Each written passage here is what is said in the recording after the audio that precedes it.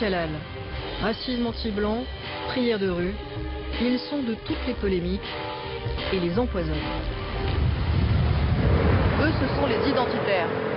Une galaxie de groupes radicales à droite du Front National, persuadés que l'identité blanche est menacée, mais tiraillés entre plusieurs obsessions.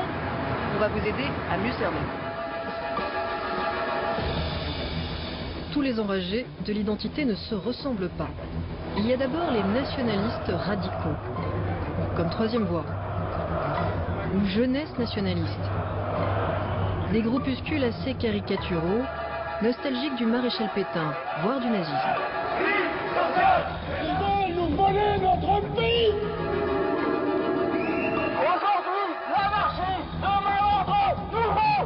Aujourd'hui, l'anarchie, demain l'ordre. Et puis, il y a plus sérieux. Le bloc identitaire, qui profite du vrai malaise créé par l'islam radical pour remettre à la mode une vision de l'identité française franchement xénophobe. Les démonstrations quotidiennes, hebdomadaires, les musulmans sont plus insultes pour nous. Pour décoder ces groupes, j'ai pris rendez-vous avec l'un des plus fins connaisseurs de l'extrême droite et de toutes ses chapelles, le politologue Jean-Yves Camus. Jean-Yves Camus, bonjour. Bonjour. Quelle est cette notion d'identité commune à ces différents groupes? La notion d'identité commune à ces différents groupes, c'est la croyance dans le fait que, au-delà du nationalisme français, il y a le nationalisme européen, et qu'être européen, c'est être dépositaire non seulement d'une culture, mais d'une identité biologique. C'est penser que ces identités sont irréductibles, et que donc la coexistence sur un même sol de plusieurs ethnies, dont certaines ne sont pas de souche européenne, d'une part n'est pas souhaitable et d'autre part est impossible. À travers le mot identitaire, on désigne des groupes très différents. Est-ce que vous pouvez nous présenter la galaxie de ces différents groupes avec leurs grandes obsessions prioritaires? Elle est très éclatée, la galaxie identitaire. Il y a bien évidemment le bloc identitaire qui est celui dont on parle le plus médiatiquement. Il y a évidemment aussi Terre et Peuple de Pierre Vial, dont le slogan est directement dérivé du le sang et le sol qu'une certaine tendance du national-socialisme privilégiait. Leur vision du monde, c'est l'inégalité des races. C'est une vision ethniste, tout à fait. Pour faire court, ça veut dire quoi? Ça veut dire chacun chez soi, sur son propre sol. Un sol, une et une seule culture, pas de métissage, pas de mélange, pas de compatibilité des projets civilisationnels. On va essayer de se familiariser un peu justement avec ces groupes-là, Terre et Peuple, Jeunesse nationaliste, qui sont sans doute les plus caricaturaux des identitaires, ceux qui manifestent une semaine après le Front National sous la figure et la houlette de la statue de Jeanne d'Arc.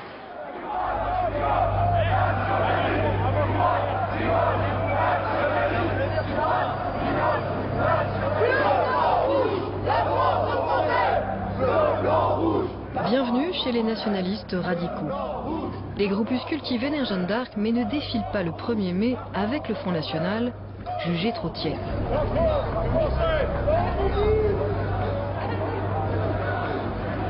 On les reconnaît à leur passion pour la croix celtique, des tatouages qui en disent long et un discours très ambigu contre la mondialisation.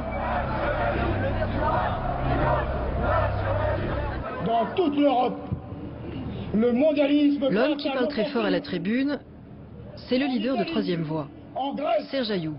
les chefs d'État ont été remplacés sans autre forme de procès par de simples employés de Si vous banque. fermiez les yeux, vous pourriez croire à un discours d'extrême gauche. Pourtant, c'est mieux de garder les yeux bien ouverts. Et maintenant, ils veulent nous voler notre pays. Car le surnom de Serge Ayoub, c'est Batskin. Et Batskin, c'est l'ancien chef des skinettes de Paris.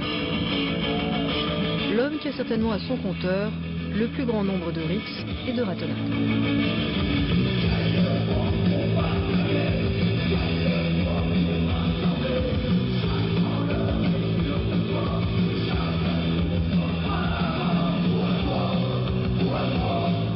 Quand ils ne chantent pas pour la gloire, les amis de Troisième Voie se retrouvent autour d'une bière au local, le bar parisien de Batskin.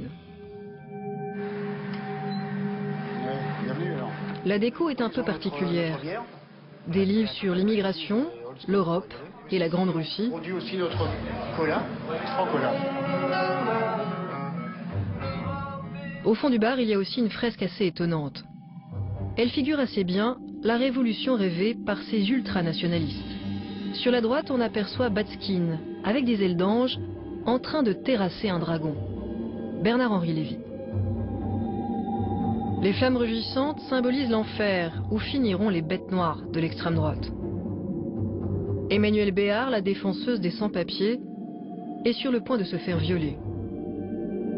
Yannick Noah, lui, reçoit un coup de hache. La tête d'Olivier Besancenot se balance en haut d'une pique, tandis que le baron Ernest-Antoine Sellière se fait dépecer. Quant à Simone Veil, elle rôtit en enfer pour avoir fait voter la loi autorisant l'IVG. Et ce n'est pas tout. Dans ce drôle de bar, il n'est pas rare que l'on vous convie à des soirées par de drôles de tracts. Comme celui-ci, annonçant l'ouverture du local par la bouche d'un certain Adolf Hitler.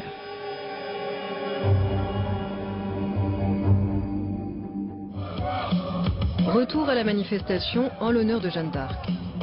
Vous allez voir que les clins d'œil au nazisme ne sont pas l'apanage des amis de Batskin. L'homme qui lui a succédé à la tribune s'appelle Pierre Vial. Et lui aussi rêve d'une révolution nationale et socialiste. Mes camarades, nous combattons pour un ordre nouveau, qui sera un ordre nationaliste et social. Pierre Vial, c'est un peu la référence de tous les militants identitaires. Il a fondé un mouvement nommé Terre et Peuple, passionné par la race et les Gaulois. Une vision radicale de l'identité qu'il a pu défendre en tant que conseiller municipal et régional en Rhône-Alpes, grâce au Front National, où il a milité jusqu'à la scission avec Bruno Maigret, à la fin des années 90. Aujourd'hui, son modèle serait plutôt le parti néo-nazi grec de l'Aube dorée. Aujourd'hui, sur l'Europe se lève une aube dorée. Glaçant, quand on sait qu'un vent de xénophobie souffle effectivement sur la Grèce, où l'Aube dorée multiplie les actions coup de poing contre les immigrés, tout en ayant réussi à faire élire plusieurs députés au Parlement, dont son leader, ouvertement xénophobe. Tous les immigrants illégaux dehors, hors de mon pays, hors de mon foyer.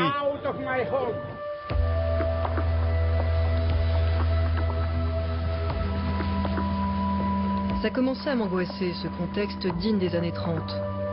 Entre la crise économique et la crise du vivre ensemble, tout semblait se conjurer pour ranimer les fantômes de l'histoire, y compris auprès des jeunes.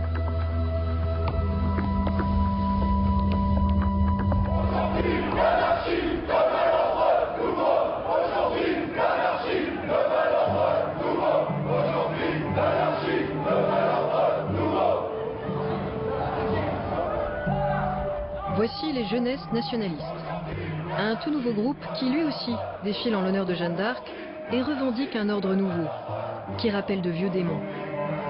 Aujourd'hui, l'anarchie, demain l'ordre nouveau. Aujourd'hui, l'anarchie, demain l'ordre nouveau. Plusieurs de ces militants sont impliqués dans les violences ayant éclaté en marge d'une manifestation organisée par Civitas contre le mariage pour tous.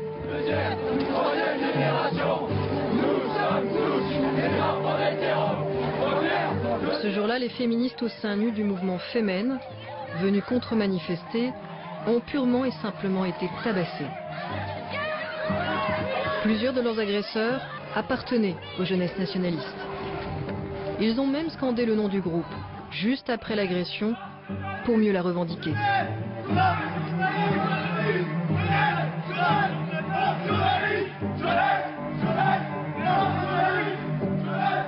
Et voici leur leader, Alexandre Gabriac et Yvan Benedetti, filmés lors d'une conférence de presse donnée quelques semaines plus tôt. À l'heure où le chômage explose, à l'heure où la pauvreté touche de plus en plus de nos compatriotes, la seule réponse du gouvernement serait le droit de vote aux étrangers, l'accession des Roms au monde du travail et le mariage homosexuel avec possibilité d'adoption. Le gouvernement confirme en cela qu'il est le représentant de la subversion et le parti de l'étranger. Cette rhétorique n'a rien de surprenant dans ces murs. Les deux leaders de jeunesse nationaliste ont convoqué la presse dans le local d'une vieille organisation d'extrême droite, à laquelle ils appartiennent tous deux, l'Œuvre française. Fondée en 1968, cette organisation ne cache ni sa passion pour la croix celtique, ni sa nostalgie pour la France du maréchal Pétain. Yvan Benedetti en est le tout nouveau président. Il a dirigé la campagne de Bruno Gollnisch contre Marine Le Pen avant d'être exclu du Front National pour des propos antisémites. Son poulain, Alexandre Gabriac, a lui aussi été exclu du Front National, après avoir été conseiller régional en Isère et porté les couleurs de Marine Le Pen aux élections cantonales. On lui reproche 2 photos plutôt compromettantes. Il y avait une photo où j'avais le visage masqué, etc., donc qui était un photomontage. Aucune institution policière n'est capable de vous dire que c'est une vraie photographie. Alexandre Gabriac ne dit rien de cette seconde photo, sur laquelle il fait le salut fasciste, signe de ralliement à l'œuvre française. Il faut dire que l'organisation assume ses références et son antisémitisme. Qui c'est qu'on voit derrière vous là? C'est Karl Marx? C'est qui? Non, c'est Drummond. D'accord. Édouard Drummond. Édouard Drummond, c'est ça. Très bien. Édouard Drummond n'est pas n'importe qui. C'est l'auteur du plus célèbre pamphlet antisémite de la fin du 19e siècle, La France juive. Il y a quelque chose de troublant à voir son portrait au mur d'une association en 2012. Et ce n'est pas parce que cette organisation est issue d'une vieille tradition d'extrême droite qu'elle ne s'est pas enfourchée des combats plus à la mode. Comme ici devant Notre-Dame, à Paris. Ce jour-là, les troupes de l'œuvre française et de jeunesse nationaliste ont décidé de manifester contre le racisme anti-blanc et ce qu'ils appellent l'islamo-racaille.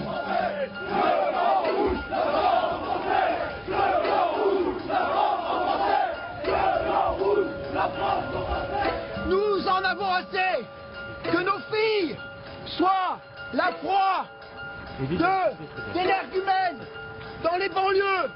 Chez nous ici. L'homme qui harangue la foule aux côtés d'Yvan Benedetti s'appelle Hervé Ryssen, un militant bien connu de l'extrême droite, auteur de pamphlets sur la mafia juive et le racisme anti-blanc. Si la police est si pressante, c'est que cette manifestation a été interdite en raison de possibles troubles à l'ordre public. Un interdit que ces militants ont décidé de braver. Le respect des lois de la République n'est pas dans la tradition de ces nostalgiques des manifestations du 6 février 1934. Une journée mémorable, au cours de laquelle les ligues fascistes ont tenté de marcher vers l'Assemblée nationale pour renverser la République. En guise de clin d'œil, c'est un 6 février qu'Yvan Benedetti a pris la succession du fondateur de l'œuvre française, Pierre Sidos. J'ai pris sa succession en février de cette année. 6 février, bon, pour nous c'est important le 6 février. Et voici ses troupes, en train de rejouer ce folklore devant Notre-Dame. Français, fiers d'être français, maîtres chez nous, en avant la victoire, en avant la victoire.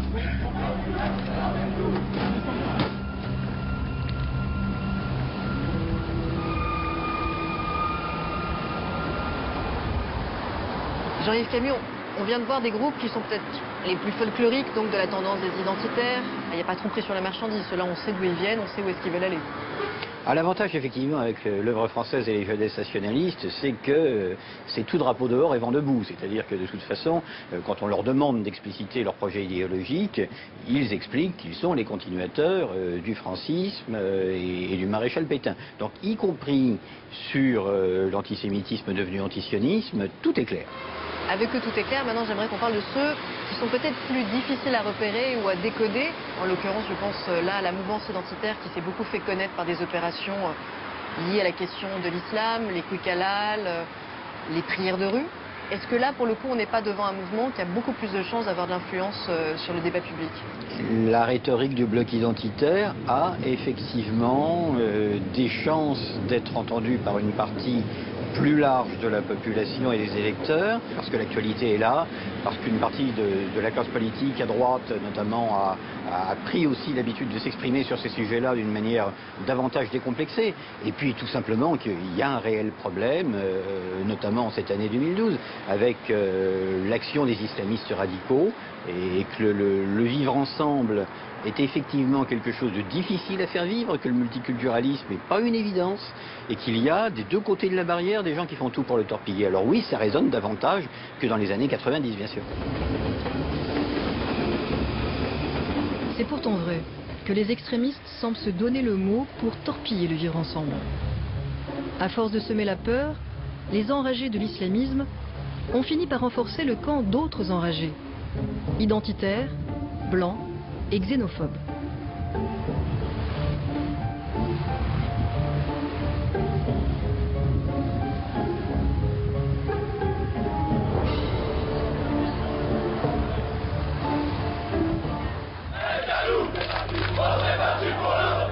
Vous avez peut-être découvert leur existence à Poitiers, en octobre dernier. Ce jour-là, 70 membres de Génération Identitaire sont montés sur le toit d'une mosquée en construction pour scander.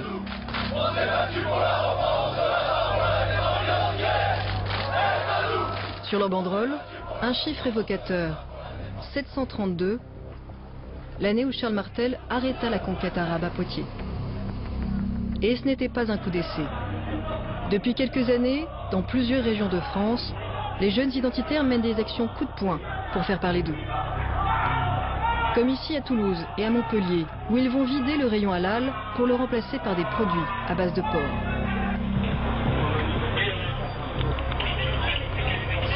À Cannes, ils ont décidé de rapper pour soutenir l'expulsion des sans-papiers. En novembre 2012, tous ces groupes régionaux se sont regroupés sous un même cri et une seule bannière, un symbole grec.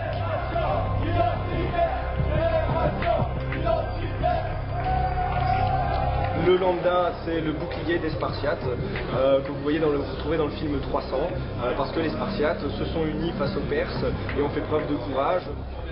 Génération Identitaire est un mouvement de jeunes qui se dit indépendant. Mais il a quand même un grand frère. Le bloc identitaire dont on fête ici les 10 ans à Orange. Ce rassemblement serait sans doute resté bien plus confidentiel sans leur coup d'éclat de Poitiers.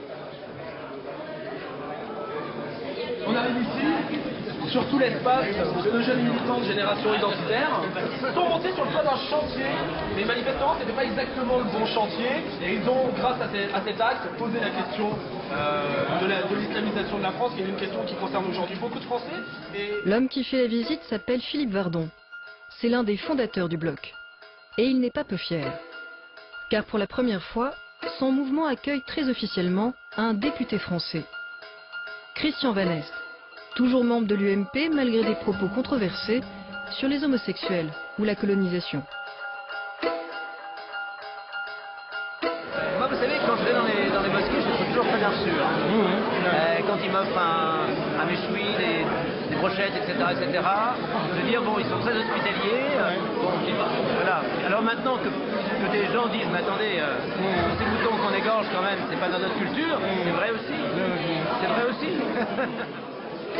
L'homme qui pose un peu gêné devant les journalistes, c'est Fabrice Robert, ancien conseiller du Front National à La Courneuve et véritable organisateur du bloc identitaire.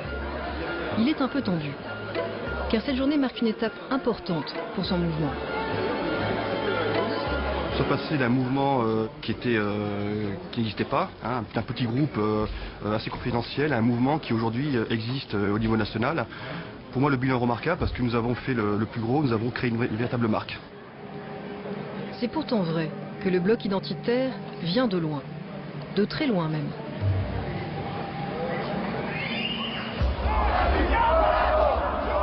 Avant de présenter aussi bien, Fabrice Robert et les principaux animateurs du bloc ont fait leur classe au sein d'un groupe particulièrement extrémiste des années 90, Unité Radicale. Un mouvement ultranationaliste, xénophobe, pro-palestinien et antisémite. Des obsessions parfois mises en musique. Une balle pour les sionistes. Une balle pour les cosmopolites. Une balle pour les Yankees. Une balle pour les lobbies. Une balle. C'est le tube interdit depuis d'un groupe de rock identitaire Fraction Hexagone. À la basse et à la tête de ce label, on retrouve un certain Fabrice Robert qui assume son passé. Mon parcours dans les rangs nationalistes a été pour moi très formateur. C'est une période un peu peut-être chaotique parce que c'est une période aussi où je me suis rapproché de ce qu'on appelait les rebelles blancs. Hein. Ce sont des bandes qui se développaient un peu partout en France à l'époque. Des skinheads ? Parce que moi je préfère le terme de rebelle blanc. L'expression en dit long. Sur une vision ethnique qui servira de fil directeur à Unité Radicale jusqu'à sa dissolution en 2002. Souvenez-vous. Jacques Chirac vient d'échapper à un attentat. Le militant d'extrême Le 14 juillet, Maxime Brunery, un jeune nationaliste révolutionnaire, tente d'assassiner Jacques Chirac. Unité Radicale, où il a brièvement milité, est dissoute. L'organisation se désolidarise de son geste, mais salue tout de même son camarade.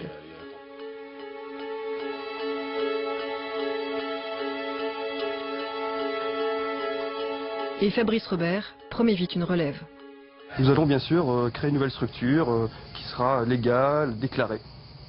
Donc le mouvement n'est pas mort? Pas du tout. Nous avons nos réseaux, nos contacts, nos responsables. Donc dans quelques semaines, un nouveau mouvement va réapparaître. La suite, ce sera les jeunesses identitaires. Un mouvement turbulent, mêlé à des actes de violence. Le groupe génère même un nouvel apprenti terroriste. Florian Schekler, membre du bloc identitaire, projetait de se transformer en bombe humaine. Il voulait se tuer à l'intérieur d'une mosquée parisienne. Ces nouveaux avertissements et le contexte de l'après 11 septembre annoncent un tournant stratégique. L'heure est venue de sortir de l'impasse groupusculaire pour bâtir un mouvement à la fois plus présentable et plus efficace. Le bloc identitaire qui se pose en défenseur de l'identité régionale, nationale et européenne. Et son message passe mieux, grâce à la dénonciation d'un nouveau péril, l'islam.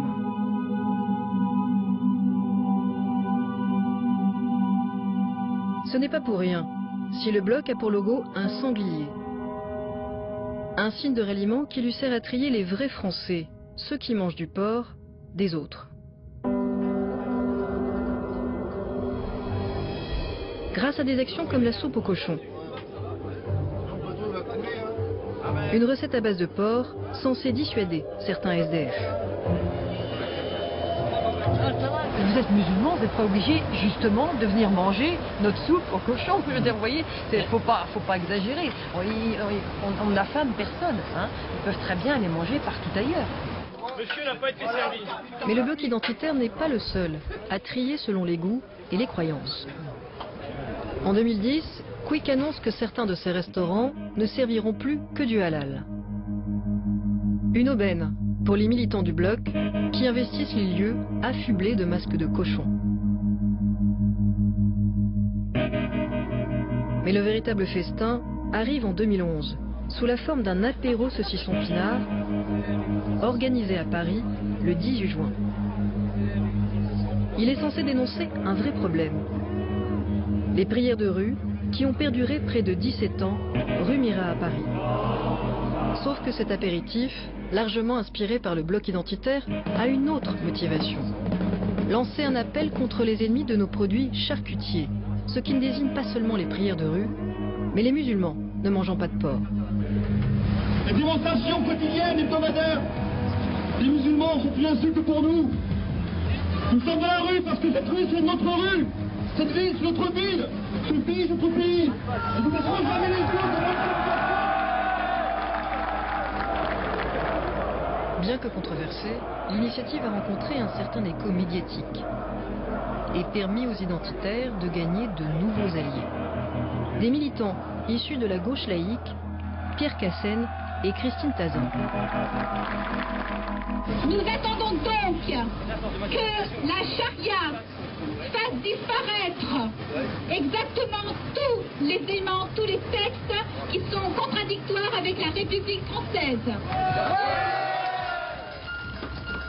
Christine Tazin est enseignante.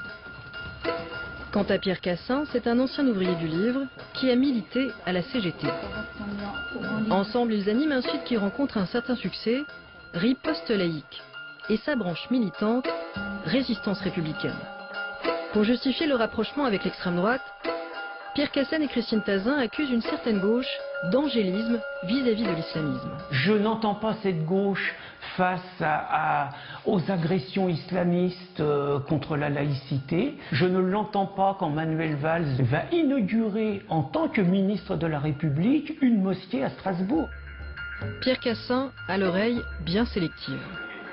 Car si le ministre de l'Intérieur, chargé des relations avec les cultes, inaugure des mosquées comme sa fonction l'y invite, voici le discours qu'il y tient. Je n'hésiterai pas à faire expulser ceux qui se réclament de l'islam et représentent une menace grave pour l'ordre public et qui, étrangers dans notre pays, ne respectent pas nos lois et nos valeurs. Je n'accepterai pas les comportements des salafistes et autres groupes qui défient la République. Ça n'est pas cela, l'islam de France. Contrairement à ce que voudrait nous faire croire l'extrême droite, la gauche laïque et vigilante, ça existe.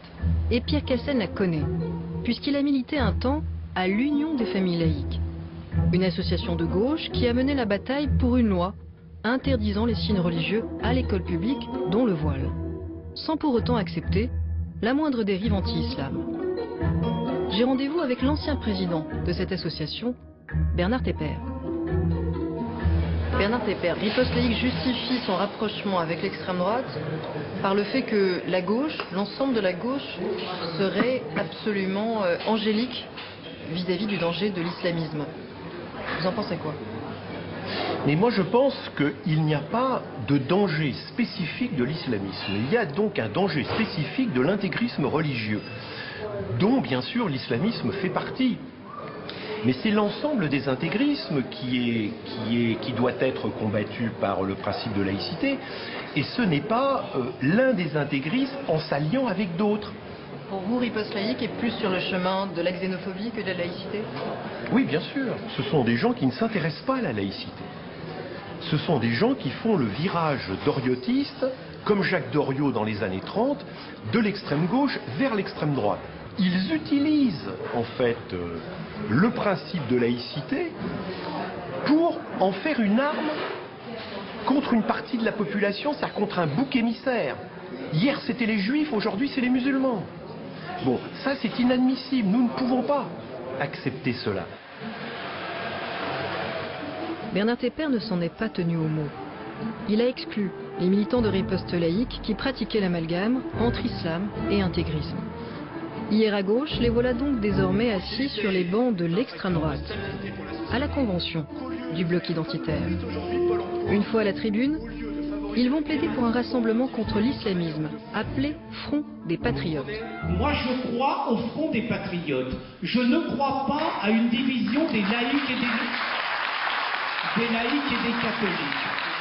C'est le Front des Patriotes, tous unis contre le fascisme islamiste. Une union sacrée donc, où il n'est même plus question de lutter seulement contre l'islam, mais carrément de refuser les immigrés musulmans. On assiste actuellement à un remplacement de population qui ne dit pas son nom. Il faut quand même arrêter de parler de 4 à 5 millions de musulmans. Ça fait quand même 20 ans qu'on parle de ça. Aujourd'hui, la réalité est plutôt à 8 millions. Ce chiffre de 8 et parfois 10 millions de musulmans en France, je l'ai entendu aussi bien dans la bouche des islamistes que des racistes. À croire qu'ils sont d'accord au moins sur un point. Mais à force d'entendre rabâcher ce chiffre, je finissais par me demander s'il n'y avait pas une part de vrai. Alors j'ai pris rendez-vous avec un politologue qui est au fait de toutes les enquêtes menées depuis 10 ans sur le nombre de musulmans en France, Vincent Tibéri. Comme chercheur, vous avez compilé à peu près toutes les études qui peuvent exister sur le nombre de musulmans en France ou ceux qui se déclarent musulmans en France depuis ces 15 dernières années. Alors, dites-nous, dans tout ce que vous avez vu passer, concrètement, ils sont 10 millions ou ils sont 5 millions ou autre chose? Ils sont beaucoup moins. En fait, notamment depuis le milieu des années 2000, on tombe sur le même chiffre, c'est-à-dire autour de 5% des personnes interrogées dans une enquête qui vont dire qu'elles sont musulmanes. Et on les trouve à la fois dans les enquêtes électorales, dans les enquêtes comme Trajectoire et Origine qui étaient faites par l'INSEE et l'INED, etc. Donc, ce qui nous permet quelque part de nous dire que 5% d'une population adulte estimée à 50 millions, ça fait au maximum 2,5 millions de musulmans en France. Je suis sûr qu'en vous entendant, il y a des Français qui ne vont pas vous croire, parce que ça fait très longtemps qu'on entend le chiffre minimum de 5 millions de musulmans en France. Donc, il recoupe qui alors ce chiffre? Alors ce chiffre-là, en fait, part d'une espèce d'estimation qui voudrait que tous les immigrés, les descendants d'immigrés issus des pays dits musulmans sont musulmans eux-mêmes. Or, c'est se tromper dans cela, parce que on a notamment dans ces calculs-là, on va se retrouver avec des rapatriés, des pieds noirs qui ne vont jamais se considérer comme étant des musulmans, bien au contraire. On va se retrouver avec les juifs d'Algérie, du Maroc qui reviennent en France. On va également se retrouver avec des immigrés qui n'ont pas de sentiments religieux du tout. On se rend par exemple compte que dans les troisièmes générations, issues notamment de l'immigration algérienne, on tourne autour de 40% d'athées. Ce qui est plus que dans la population française globale.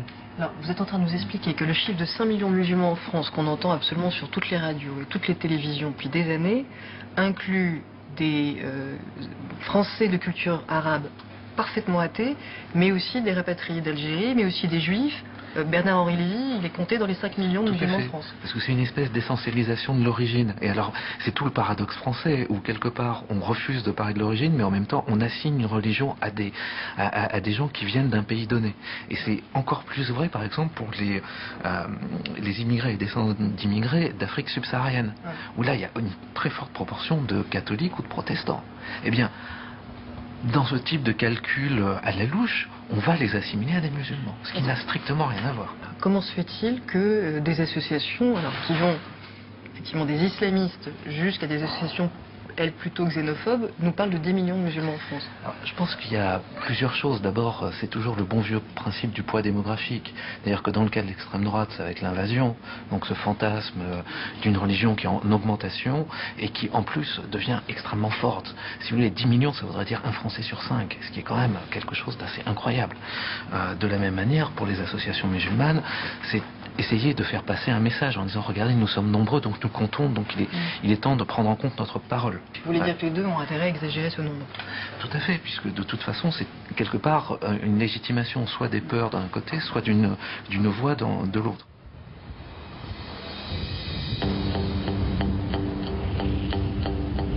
Ça faisait du bien d'être ramené à la juste proportion des choses. Le problème, c'est que ces chiffres, j'en étais sûr, ne convaincraient jamais ceux qui comptent avec leur peur. Et ce qui me faisait peur à moi, c'est qu'il y avait de plus en plus de jeunes dans ce cas-là.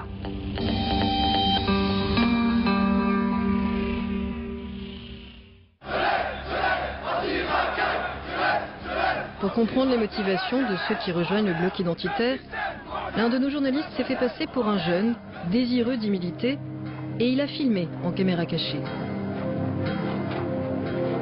Nous sommes à Lyon, où le bloc est particulièrement implanté. Le rendez-vous a lieu dans son local, situé au cœur de la vieille ville.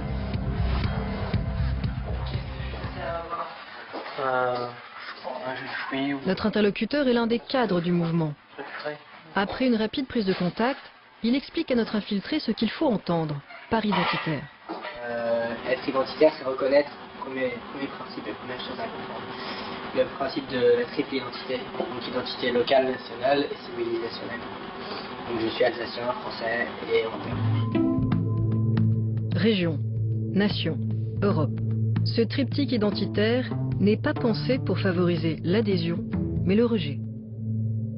Les identitaires stratégiquement appuient un peu sur le côté de l'Europe et appuient un peu sur le côté de la région en disant, ben voilà, Mohamed il est peut-être français mais il sera jamais alsacien, il sera jamais corse.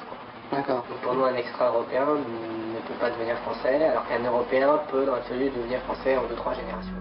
C'est bien cette vision ethnique de l'identité et non la laïcité qui obsède les identitaires, même quand ils envahissent une mosquée comme à Poitiers.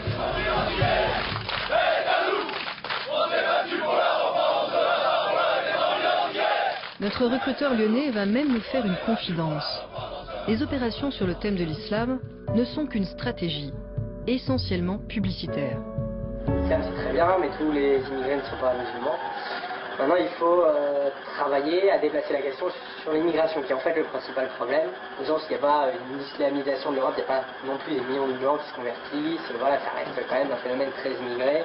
Il y a 50 blancs qui se convertissent par semaine, enfin ok, mais bon, c'est pas ça qui va convertir l'Europe. Donc il n'y a pas de phénomène d'islamisation. Mais par contre, là, il y a un phénomène de substitution de population, et notre but, c'est amener petit à petit le sujet sur la table, substitution de population, etc. Voilà qui a le mérite d'être clair. Et si le bloc est aussi clair, c'est qu'il n'a pas vocation à séduire aussi largement qu'un parti politique comme le Front National. Je comprends que Marine, si demain elle dit ouais, bah nous on est des blancs et c'est comme ça, et eux ils sont différents, bon, c'est un peu dur à suivre. Non, mais voilà, si jamais ils gagnent, voilà. Donc je pense que ça viendra.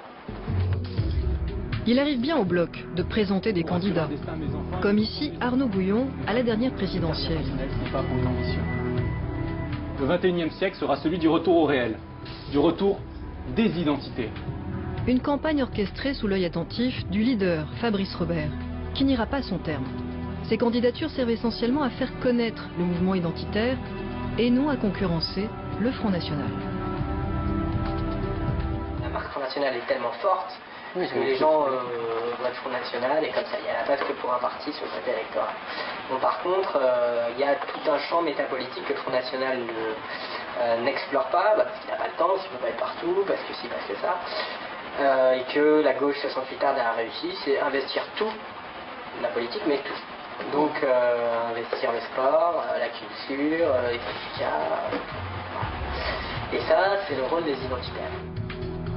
Et de fait, on retrouve le bloc derrière toutes sortes d'associations officiellement non politiques. Un site vendant des produits du terroir, une association de défense du patrimoine ou encore des salles de boxe. Ces activités, en apparence anodines, servent à fédérer une communauté de garçons et de filles unis par leurs convictions politiques. Ça me dit en plus. Solde. Ah oui, le mec, il va venir ici parce que les cours sont gratuits et puis parce qu'il ne sera pas emmerdé par des boules en venant ici alors qu'il va dans la famille qui sera emmerdé.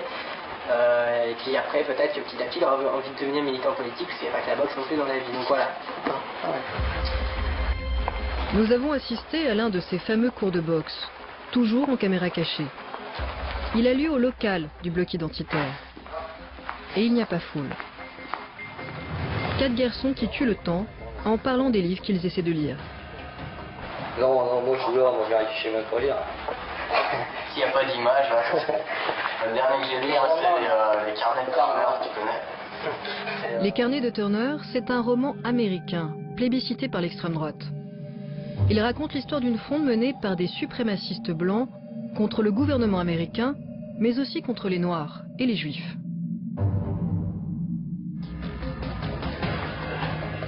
Ce jour-là, à Lyon, les troupes ne font que s'échauffer.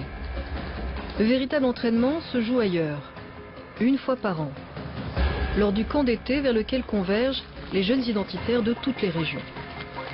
Ils viennent pour s'entraîner physiquement, mais aussi pour se former idéologiquement. Qui a coordonné une équipe de chercheurs sur le thème de les limites à la croissance. Notre enquête en caméra cachée se poursuit à Paris, où notre infiltré a rendez-vous au sous-sol d'un restaurant de Saint-Michel pour assister à une conférence organisée par le Projet Apache. C'est le nom de la branche parisienne des jeunes identitaires.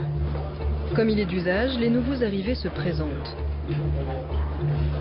Gabriel, j'ai 24 ans, je suis toulousain à la base et donc je suis venu à Paris pour mon stage. Parmi ces nouveaux, on trouve de jeunes blancs qui disent se sentir de plus en plus minoritaires dans certains quartiers. Il y a récemment, en fait, j'étais à la gare de Chelles avec un pote et je me suis fait agresser par un arabe, qui disait, j'ai eu de la chance, j'ai réussi à lui décrocher une droite, donc voilà, après, moi dans ma tête, c'est plus maintenant, je suis obligé de m'autodéfendre, donc je viens pour participer à des groupes comme ça et réussir à dire pas aux autres, plus psychologique et me dire que je fais partie d'un groupe qui pense comme moi. L'un des leaders du projet Apache va rassurer ce nouveau venu. Il a frappé à la bonne porte. Il y a 3 raisons. Donc il y a Apache, ça vient effectivement des Amérindiens, des Indiens d'Amérique qui ont subi une colonisation de peuplement, donc une colonisation européenne en l'occurrence, et qui donc sont venus déposséder de leurs droits sur leur terre, et qui quasiment terminé qu'aujourd'hui vivent dans des réserves.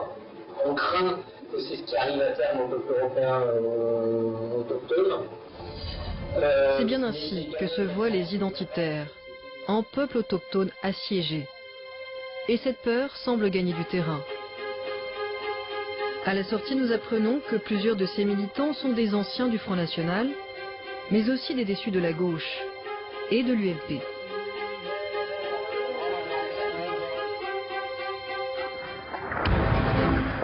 Nous sommes quelques jours plus tard.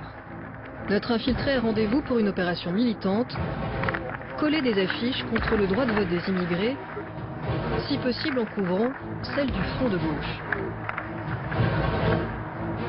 Entre deux affiches, l'un des militants nous confie sa fascination pour le modèle autoritaire d'un Vladimir Poutine. J'aime bien Poutine parce que c'est le meilleur président qui a eu la Russie depuis bien longtemps.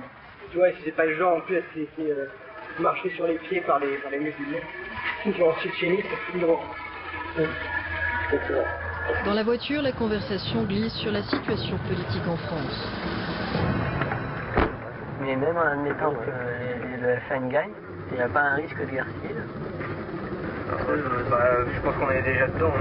Quand tu vois ce qui se passe à Marseille, je sais pas si t'as entendu parler ces derniers mois, les règlements de compte, les habitants qui disent oui, bon, on a peur, on entend les balles siffler et tout. Ce sentiment d'être déjà en guerre, on le retrouve chez beaucoup de militants identitaires.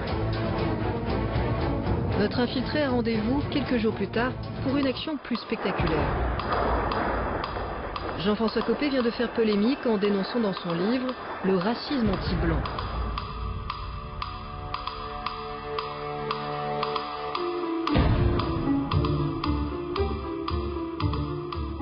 Le combat contre le racisme, qui est un combat que nous devons mener de manière implacable, doit l'être sans langue de bois.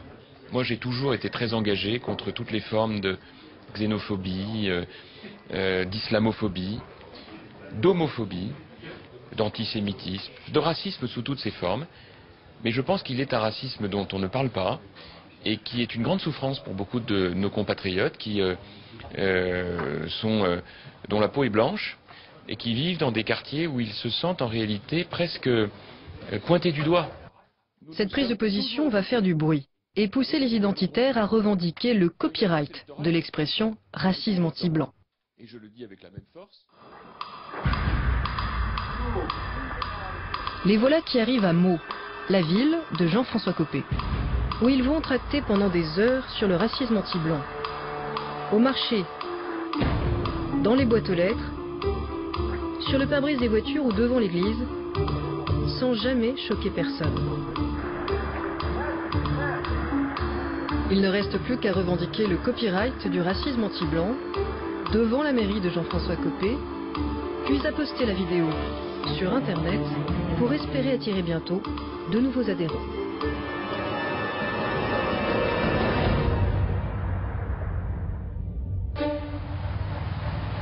Personne ne nie qu'il existe en France des défis à relever, en termes de vivre ensemble ou de laïcité.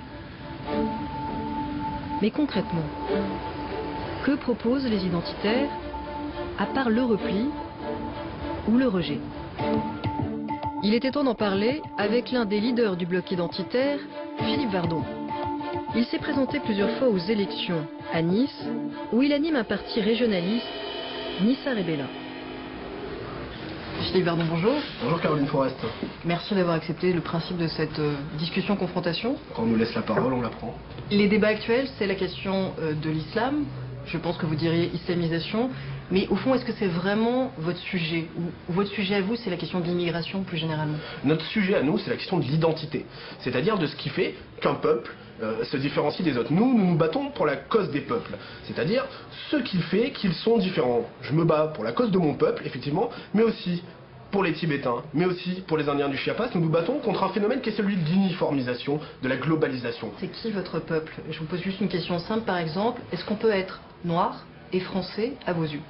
On peut être noir et une nationalité française. Ça, c'est une réalité qui est historique et qui est une réalité institutionnelle. Maintenant, un peuple, pour nous, ça recoupe toute une série de réalités qui sont des traditions, une culture et aussi, bien entendu, une dimension ethnique. Il se trouve que concernant ce que vous appelez les Noirs, il y a une réalité française qui est celle à la fois des anciennes colonies, mais aussi des dom-toms. Donc, des Noirs français, il y en a beaucoup.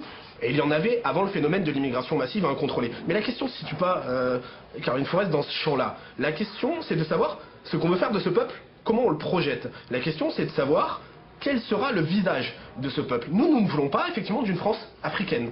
Nous ne voulons pas d'une France islamisée. Nous ne voulons pas d'une France arabisée. Vous considérez que s'il y a une modification ethnique de la France, ça n'est plus la France? Et bien entendu que si la France est peuplée en majorité, ce n'est pas le cas aujourd'hui, mais il y a des projections démographiques qui existent, et puis il y a aussi ce que le Français de la rue, comme moi, comme vous, constate. Si la France devient un pays qui est peuplé en majorité de personnes d'origine africaine, maghrébine, effectivement, oui, ce ne sera plus la France. Yannick Noah, Lilian Thuram, ce ne sont pas des vrais Français à vos yeux? Ce ne sont pas des autochtones dans le sens, je veux dire, très clair du terme que vous retrouverez dans n'importe quel dictionnaire.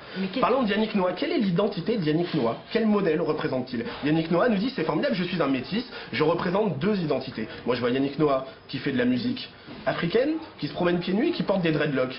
Je n'ai pas l'impression que ce soit le côté breton, si vous voulez, chez Yannick Noah, qui est vraiment pris le dessus. Quand on est français, on n'a pas le droit d'aimer la musique africaine? Mais bien sûr que oui, mais vous ne déplacez pas. Vous déplacez encore une fois le débat sur une question personnelle. Vous avez le droit d'aimer toute la musique africaine que vous voulez. J'adore la musique asiatique, vous voyez, c'est formidable. Mais concrètement, clairement, qu'est-ce qui pose problème dans le fait d'aimer d'autres cultures?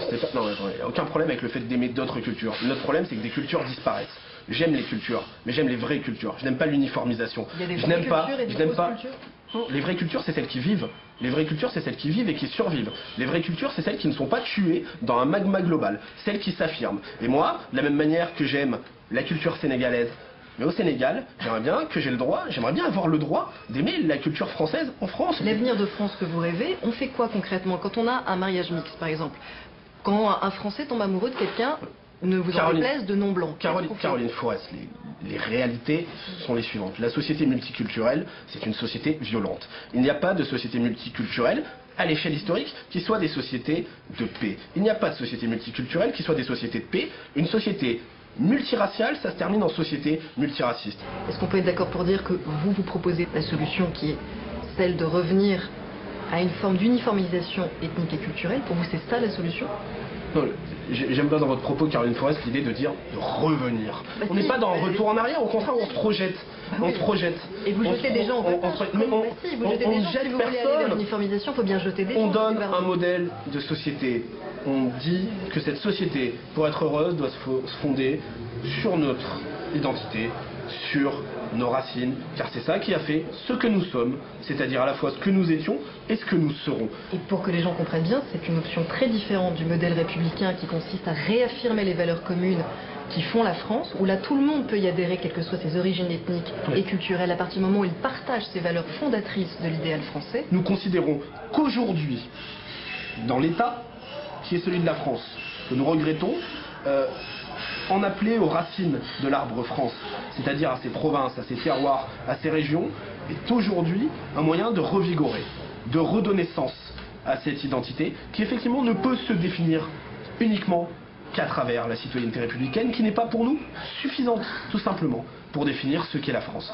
Nous pensons aujourd'hui qu'il faut réaffirmer l'identité de ce pays, la France, l'identité de ses provinces, l'identité de cette civilisation, l'Europe, redire les choses telles qu'elles sont, en finir avec le modèle multiculturel, en finir avec la honte et la repentance. Et Caroline Forest, il se trouve qu'il y a dans ce pays un certain nombre de personnes immigrées ou d'origine immigrée qui n'aiment pas la France. Et que oui, une partie, et peut-être une large partie de ces gens-là ont vocation à retourner dans ces pays qu'ils chantent, dont ils arborent les maillots de football. Ce qui est certain, Philippe Verdon, et je pense qu'on terminera là-dessus, c'est qu'on n'assimile pas des gens que l'on rejette a priori. Il n'y a aucune chance de faire aimer le rêve français, le projet français à des gens si on part du principe que, a priori, ils ne sont pas les bienvenus et ils ne peuvent pas y adhérer. Caroline Forest, ce sont eux qui expriment le rejet de la France et de notre identité, pas nous. Je ne sais pas qui est ce, je ne sais pas qui est ce nous, mais je sais qu'on ne sera pas d'accord là-dessus. Donc on va terminer là-dessus, Philippe Bardon. Je pense que chacun aura un peu plus compris la difficulté de vivre et de débattre ensemble. Merci Caroline Forest. Merci à vous.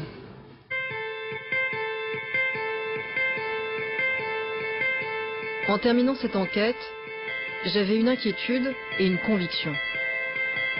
Les identitaires auraient du succès tant que la crise économique et les islamistes leur faciliteront la tâche. À moins de réapprendre tous ensemble à quel point la France peut être une belle idée quand elle croit à l'égalité et à la fraternité.